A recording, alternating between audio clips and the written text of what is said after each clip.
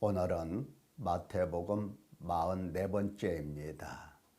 지난 시간에 이어서 오늘 또 마태복음 17장 이야기를 좀 더 하고자 합니다. 지난 시간에 어떤 말씀을 들었습니까? 예수님께서 표적을 행하시고 그리고 예수님이 누구신지 무엇을 행하실 것인지 말씀하시면서 믿음이 없고 패역한 세대라 이렇게 책망을 하셨습니다.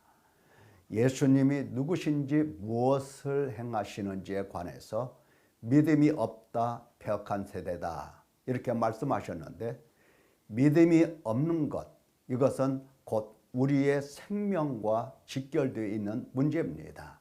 믿음이 없이 누가 구원을 받을 수 있고, 믿음이 없이 누가 하나님의 영원한 처소에 들어갈 수가 있겠습니까? 영생, 그것은 꿈도 꿀 수가 없는 일입니다. 그래서 우리는 예수님의 이 책망, 믿음이 없고 패역한 세대라 하신 책망의 말씀을 마음속 깊이 새겨두면서 내가 어떻게 하면 이 믿음의 문제를 해결하고 어떻게 하면 이 패역한 세대에서 나올 수 있을 것인가 고민을 하고 반드시 이 문제를 풀어내야 할 것입니다. 자, 그러면 원고를 보도록 하겠습니다. 사탄의 권세 아래서 믿음이 없고 패역한 세대라. 그러니까 믿음이 없고 패역한 세대라는 것은 그 원인이 세상의 신입니다. 세상의 신은 누굽니까? 사탄입니다. 사탄이 믿지 아니하는 자들의 이 마음을, 사실 태어나면서부터 믿는 사람은 없죠. 그러니까 이 세상의 모든 사람이 다 해당하는데 믿지 아니하는 자들의 마음을 혼미하게 했다. 혼미하다는 것은 어둡게 했다. 깜깜하게 했다. 앞이 무엇이 있는지 분별할 수 없을 만큼 깜깜하게 이 안막을 딱 쳐놨다라고 하는 겁니다. 그래서 그리스도의 복음의 광채, 영광의 광채가 비치지 못하게 만들었다는 겁니다. 예수 그리스도의 이 복음의 영광의 광채는 매우 강렬한 빛이어서 무엇이든지 어떤 사람이든지 비치기만 하면, 그 빛이 들어오기만 하면 그 사람은 생명을 얻고 하나님께로 나아갈 수가 있는 것이죠. 그런데 사탄은 아주 혼미하게 해서, 어둡게 해서 바로 그리스도의 복음의 영광의 광채가 전혀 비치지 못하게끔, 들어도 깨닫지 못하고 보아도 알지 못하게끔 그렇게 만들어 놓았다라고 하는 겁니다. 마음. 그러니까 우리가 믿음이 없고 패역한 세대라 이 책망을 받는 것은 복음이 없어서도 아니고, 복음을 증거하는 사람이 없어서도 아니고, 복음을 듣긴 들어도 듣는 우리의 마음이 바로 문제가 있다라고 하는 뜻입니다. 어떤 문제입니까? 마음이 부패하고 상했다. 이게 바로 사탄이 암흑천재를 만들어 놓은 상태 속에서 일어난 일입니다. 마음이 부패해서, 마음이 깨져서 전혀 쓸 수가 없게 됐다. 마음은 무엇입니까? 감성과 지성과 의지가 그 기능을 발휘하는 것이지요. 감성은 무엇입니까? 감각하고, 그러니까 하나님의 말씀을 들었을 때에, 귀로 듣죠. 귀로 들었을 때에 이것을 지각하고 깨닫고, 깨달은 이 말씀을 정리하고, 지성이 정리하고 분석하고 통합하고 통일해서 이것을 바탕으로 하여 새로운 인식, 예수님이 누구신지, 무슨 일을 하셨는지 이 새로운 인식을 낳게 되는 것입니다. 그러면 우리의 의지는 이 새로운 인식에 따라서 이제 의식적인 믿음의 행동을 하게 되는데, 바로 믿음이 생각만, 말만 있는 게 아니라 믿음은 행함을 동반한 그야말로 진실한 믿음이 되는 것입니다. 그런데 이 마음이 이런 기능을 할 때에 전혀 기능하지 못하도록 부패하고 상하게 만들어 놨다 하는 겁니다. 그러니까 생각해 보십시오. 들은 말씀을 깨닫지도 못했는데 믿음이 생긴다, 새로운 인식을 갖게 된다, 있을 수가 없는 거고, 또 깨닫지도 못한 이 말씀을 정리하고 분석하고 통합하고 통일해서 새로운 믿음을 갖게 된다, 불가능하죠. 새로운 믿음, 새로운 인식도 없는데 의식적인 행동을 하게 된다? 그럴 리는 없지요. 그러니까 총체적으로 믿음이 우리 마음이 부패하고 상해서 믿음이 없고 패역한 세대가 이렇게 해서 되는 겁니다. 그러니까 믿음이 없고 패역한 세대는 순전히 우리 자신들의 문제 안에 묻혀 있는 겁니다. 그래서 예수님은 책망하시는 겁니다.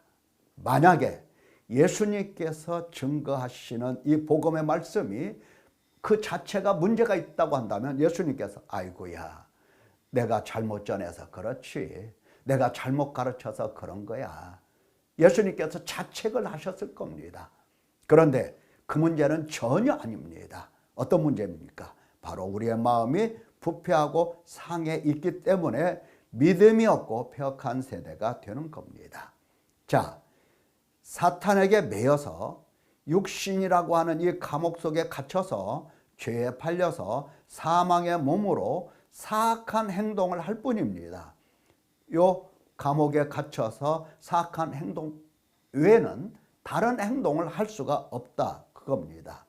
이 안에서 어떻습니까? 갇혀 있으니, 갇혀 있어서는 안 될 나란 존재는 가장 고귀하고 가장 높고 칭찬받고 존귀함을 받으면서 사람들에게 높임을 받아야 될 내가 이렇게 갇혀 있어서 내 마음대로 안 돼. 그래서 때로는 절망하면서 교만하고 분노하고, 그리고 가면 갈수록 탐욕으로 가득 차고 음욕, 미움시기, 질투, 살인, 인색, 거짓, 게으름으로 가득 찬 삶을 살아가는 겁니다. 이렇게 행동을 하는 거예요. 이건 믿음의 삶이 아니죠. 거기다가 하나님의 말씀, 진리에 대한 말씀을 듣고 배울 때에 즉시 그 마음속에서 삭제가 일어납니다. 하나님의 말씀을 이렇게 들었다고, 이만큼을 들었다고 한다면 이렇게 들은 것이 아니라 이렇게 삭제를 하고 자기 필요한 만큼만 가지게 됩니다. 그리고 이 필요한 만큼이 하나님께서 말씀하신 그대로를 갖는 게 아니라 이렇게 굽어서 왜곡을 시켜서 가지고 있는 겁니다. 그리고 왜곡된 이 사실을 내가 왜곡시켰다는 사실조차도 인지하지 못하고 이것이 일반화돼서 하나님은 바로 이런 분이야, 하나님은 이런 일을 하셨어, 이렇게 판단하는 게 일반화입니다. 그렇게 사는 겁니다. 죽을 때까지도 이 마음이 변하지 않고 지속적으로 이렇게 살아요. 하나님께서 이렇게 말씀하셨으면 나는 이렇게 알아듣고 요 생각을 죽을 때까지 가지고 있는 겁니다. 사랑하는 성도 여러분, 이게 믿음입니까? 하나님의 진리의 말씀을 듣고 그대로를 내 마음속에 간직하고 그 말씀을 깨닫고 순종하는 것이 믿음이지 않습니까? 자, 믿음이 없고 패역한 사례 한번 찾아보도록 하겠습니다. 그 예를 들어보면 신명기 32장 모압 평지에서 모세가 마지막 고별 설교를 합니다. 그 내용이에요. 하나님은 완전하고 하신 일이 완전하고 모든 길이 정의롭고 진실하고 거짓이 없으신 하나님, 공의로우시고 바르시도다. 그에 반해서 너희가 여호와를 향하여 악을 행했다. 그러니 하나님의 자녀가 아니다. 흠이 있고 삐뚤어진 세대다. 어리석고 지 없는 백성아, 여호와께 이같이 보답하느냐? 그는 내 아버지요 너를 지으신 이가 아니시냐? 네가 살찌고 비대하고 윤택해짐에 자기를 지으신 하나님을 버리고 자기를 구원하신 반석을 업신여겼도다. 내가 내 얼굴을 숨겨 그들의 종말이 어떠함을 보리니 그들은 심히 패역한 세대요. 진실이 없는 자녀이미로다. 예수님께서 패역한 세대라 이렇게 책망하셨는데 모세 역시 광야 교회 성도들에게 패역한 세대라고 이렇게 책망을 합니다. 자, 왜 이렇게 그들이 패역한 세대, 믿음이 없고 삐뚤어지고 패역한 세대가 되었는가? 왜 그런가? 자, 잘 보십시다.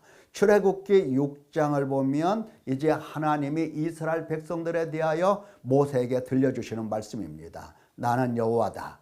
내가 아브라함과 이삭과 야곱에게 가나안 땅을 그들에게 주기로 언약했다. 그런데 이스라엘 자손이 애굽 땅에서 신음하더라. 고통 속에서 내가 들었다. 그래서 나는 나의 언약을 기억하고 내가 내려왔다.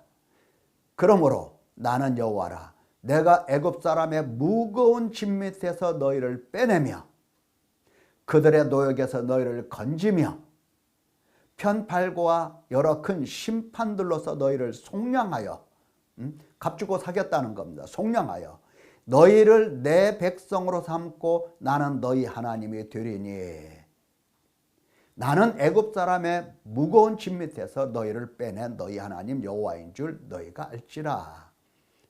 나는 누구다?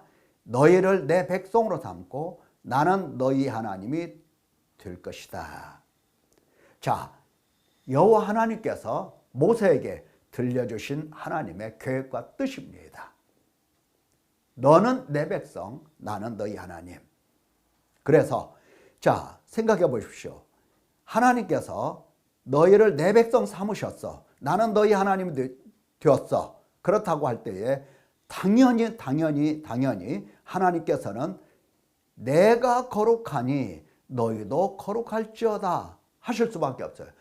당신 백성, 당신이 함께 하시고 거하실 당신 백성이 당신이 거룩한 만큼 그들도 거룩해야 하는 것입니다. 그래서 그들에게 이제 죄 씻음, 정결이 무엇인가를 가르쳐 주십니다. 그래서 성막, 또 제사 이런 것들을 법으로서 선포하셨습니다.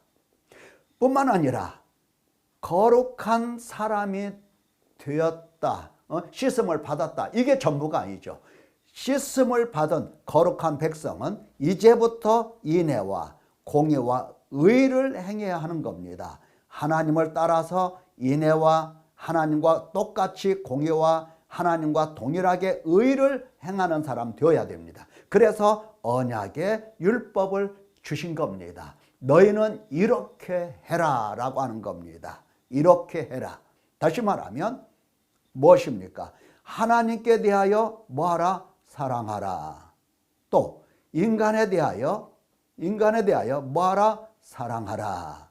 이게 율법이에요. 이게 언약이에요. 이게 언약서다고요.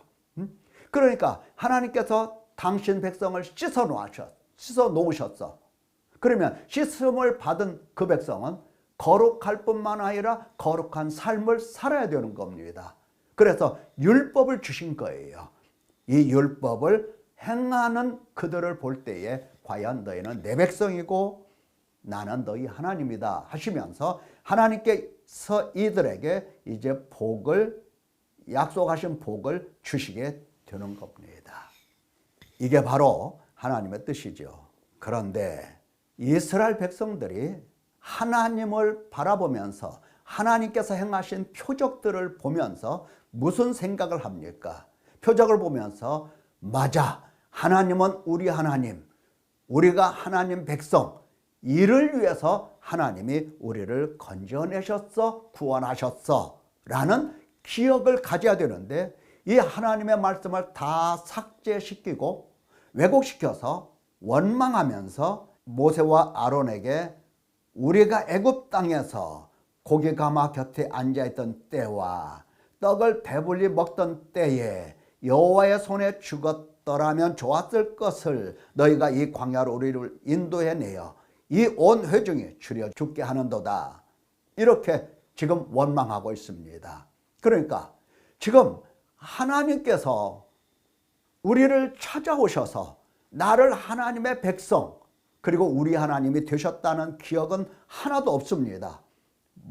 어떤 것만 기억하고 있습니까? 애굽 땅에서 고기 먹던 거, 애굽 땅에서 떡을 먹던 것, 이것만 기억하고 있고 여호와 하나님께서는 당연히 고기와 떡을 배불리 먹여주시는 하나님, 이렇게 바라봤던 겁니다. 여러분, 우리 예수님께서도 이런 말씀을 하셨어요. 너희가 무엇을 먹을까 염려하지 마라라고 말씀하셨어요. 너희는 먼저 그의 나라와 그의 의를 구하라, 이렇게 말씀하셨어요. 그러니까 광야에는 이 성도들이, 교인들이 어떻습니까? 항상 무엇을 먹을까, 마실까, 입을까, 이 문제로 집착하고 있었다라고 하는 거, 하나님의 나라, 하나님의 의는 다 돼버렸다라고 하는 거, 이렇게 살았던 겁니다. 이들이 이제 하나님께서 가나안 땅으로 올라가라 했을 때에 정탐하고 돌아와서 하는 얘기가 그 정탐한 땅을 악평을 하는 겁니다. 악하게 말해요. 정탐한 땅은 그 거주민을 삼키는 땅이더라.